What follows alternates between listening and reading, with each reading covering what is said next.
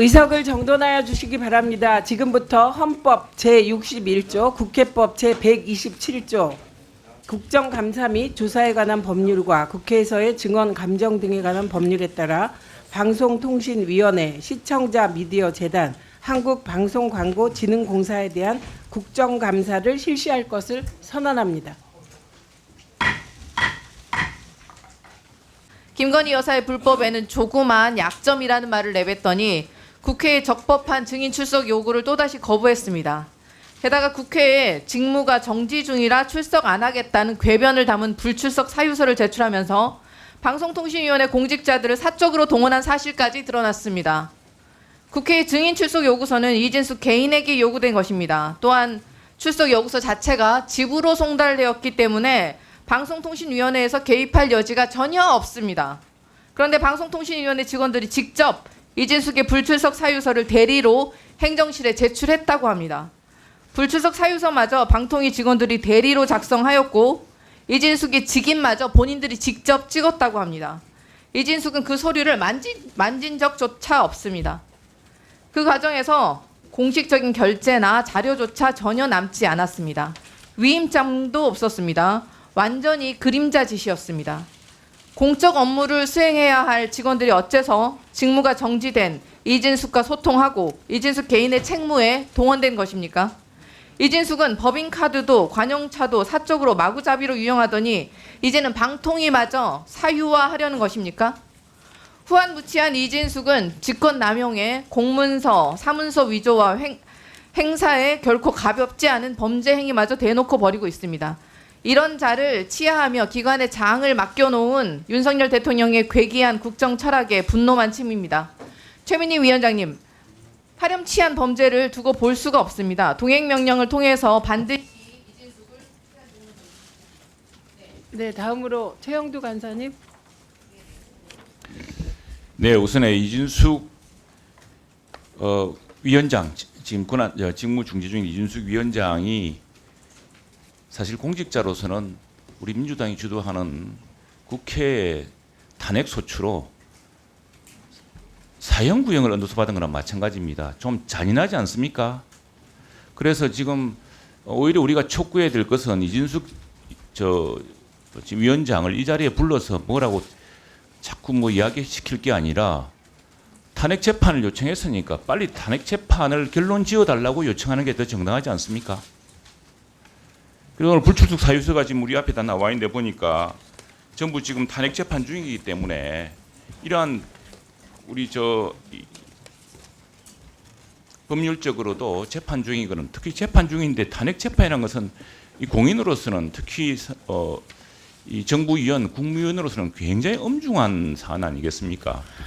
그런 사안에 대해서 사형을 구형해달라고 이렇게 사실을 해놓고 지금 와서 또 불러서 또 무슨 뭘 자백을 하라고 하는 것은 또 잔인한 일이고, 아니 그런데 이게 불출석 사유서를 본인이 그럼 들고 와야 됩니까?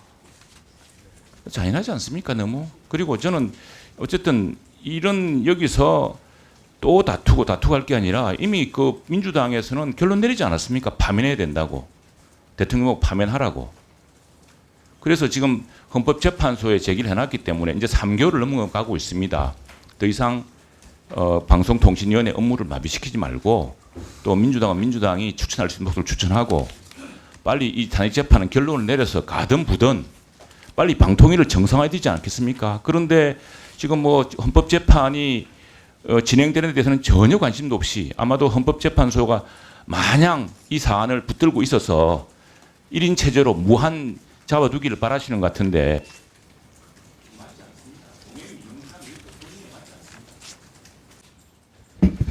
예, 사실 최근에 그 이진숙 위원장이 페이스북에 의견을 게재하고 또 그리고 유튜브 방송 출연하는 거는 굉장히 우려스러운 모습이 있습니다. 왜냐하면 지금까지 우리가 두 분의 대통령의 탄핵 소추를 겪어봤고 그리고 또 장관의 탄핵을 한번 겪어본 적이 있는데 그때마다 그 대상자들 같은 경우에는 최대한 그래도 국회의 권위를 존중하기 위해서 메시지 내는 것을 자제했습니다.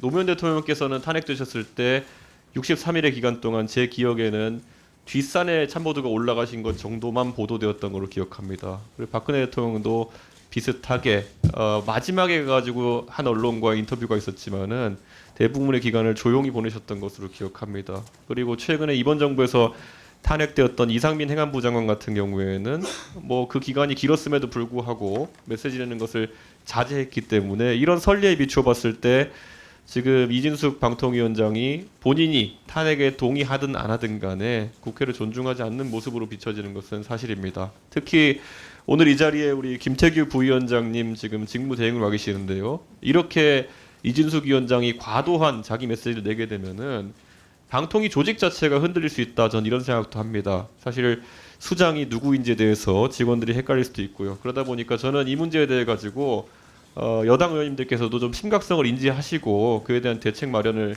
해주셨으면 좋겠습니다. 지금 여당 측에서는 단순히 이것을 옹호하기보다는 이진숙 위원장님이 탄핵 적어도 심사가 되는 기간 동안에는 정치적인 메시지 내는 것을 자제하도록 여당 측에서 먼저 촉구해 주십시오. 그러면 오늘과 같은 사태가 발생하지 않을 것이다 이렇게 보고 제 입장에서는 만약에 그런 요구가 여당 측에서 나오지 않을 경우 동행명령장 발부에 저 찬성할 수밖에 없습니다. 일단 잠시만요. 동행 명령장 여부는 2시에 보고하겠습니다. 저는 이거 지금 방통위 직원들도 보고 있을 테고 제가 분명히 이진숙 방통위원장은 예, 경남 산청함양 거창합전의 신성무 의원이요. 방금 이준석 의원이 지적하신 문제는 뭐 이준숙 씨 본인이나 아마 판단하라고 믿고 거기가 별도로 이 동행명령 이야기는 저는 반대합니다. 이게 보십시오. 이진숙 방송통신위원장을 탄핵할 때는 언제고 또 국회 출석을 안 한다고 지적하면 이것은 한편의 코미디입니다. 코미디. 탄핵 안 했더라면 그걸 왜 탄핵시켰어요? 탄핵 안 했더라면 지금 이 자리에서 김태규 부위원장 겸 위원장 권한대행 자리에 이진숙 씨가 앉아서 감사를 받고 있었을 거예요. 그런데 7월 30일 날 이진숙 씨 임명되자마자 하루 만에 민주당에서 탄핵안 발의했고 이틀 뒤 8월 3일 날 국회 본회의에서 3일 만에 8월 2일 날 탄핵을 통과시켰잖아요. 그래놓고 이제 와서 안 한 자에 또 정인으로 안 나온다고 동행명장을 발부한다? 국회를 모독했다? 법치를 무시한다? 이게 저는 국회의 슈퍼 갑질입니다. 다수당의 정치적 횡포예요. 이것은 저는 별도로 인숙 씨의 행태와는 별도로 이 문제에 대해서는 완벽하게 반대합니다. 그러니까 정인으로 내세우고 탄핵당한 사람을 기다린 사람을 또 동행명령까지 하겠다는 것은 완벽한 법률 위반입니다. 그리고 한번 해보세요. 자, 의결해서 한번 해보라고 하면 5년 뭐 재판을 나오겠습니다만 국회가 망신살 겁니다. 제 예상입니다. 아니, 완벽한 법률 위반의 이유 좀 말씀해 보시죠. 동행명령장 발부가 완벽한 법률 위반이다. 그거 잠시만요. 기다리세요 좀. 제가 질문이 안 끝났잖아요. 좀 아까 요거 하나 듣고 넘어가겠습니다. 신성범 의원이 국회가 이진숙에 대한 동행명령장을 발부하는 것이 완벽한 법률 위반이라고 하는데 김태규 위원장님 제가 법률가셔서 여쭤봅니다. 그거 완벽한 불법입니까? 아니 법적으로 제가 지금 여기서 불법입니까? 법률적인 판단을 제가 드리는 게 뭔 의미가 있겠습니까? 네, 무슨 법률에 의거해서 요것만 듣고 넘어가겠습니다. 무슨 법률에 의거해서 불법인지 말씀해 주셔야. 정인감정법 보세요. 정인의 제6조 정인에 대한 동행명령. 국정감사나 국정조사위원회는 정인이 정당한 이유 없이 출석하지 아니한 때에는 그 의결로 해당 정인에 대하여 지정한 장소까지 동행할 것을 명령할 수 있다. 제6조 정인에 대한 동행명령. 정인 정당한 이유 없이 출석하지 아니하는 때 이진숙 씨가 낸 불출석 사유서가 정당한 이유 없나요?